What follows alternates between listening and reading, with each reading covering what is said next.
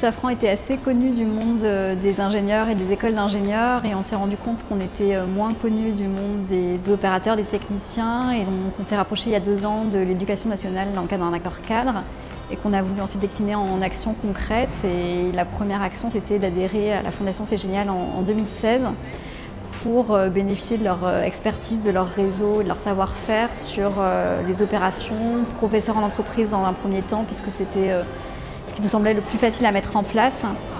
Et puis on espère concrétiser en 2018 techniciens dans les classes ou ingénieurs et techniciens dans les classes. On va voir comment on arrive à mettre ça en œuvre chez nous.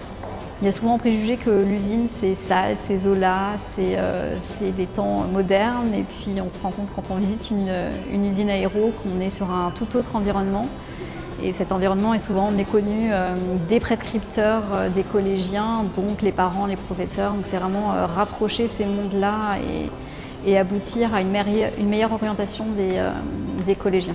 C'est surtout aussi pour les sites qui participent de pouvoir derrière communiquer sur les actions de la Fondation, au sein des sites sélectionnés, de pouvoir trouver des intervenants qui iront faire l'opération ingénieurs et techniciens dans les classes.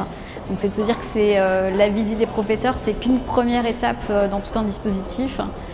Et on a beaucoup plus que 4 sites chez Safran, donc c'est de se dire aussi donner envie à d'autres sites de participer à l'aventure pour une prochaine édition. On a une politique très forte d'accueil de stagiaires et d'apprentis. On a un salarié sur 6 qui est en situation de maître d'apprentissage ou de tuteur, donc c'est vraiment quelque chose qui est très fort chez nous, qui est dans notre ADN.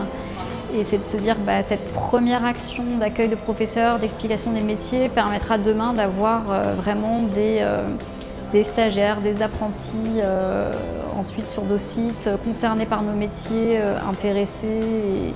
Et du coup, les salariés peuvent vraiment ensuite transmettre tout leur savoir dans ce tutorat et dans cet accompagnement métier. C'est continuer à s'étendre dans les contacts qui peuvent être pris pour avoir encore plus d'opérations réussies demain et pouvoir continuer à promouvoir encore ce message d'attractivité des métiers, d'attractivité des filières et participer du coup avec les différents partenaires de la Fondation à ces actions de communication et de promotion.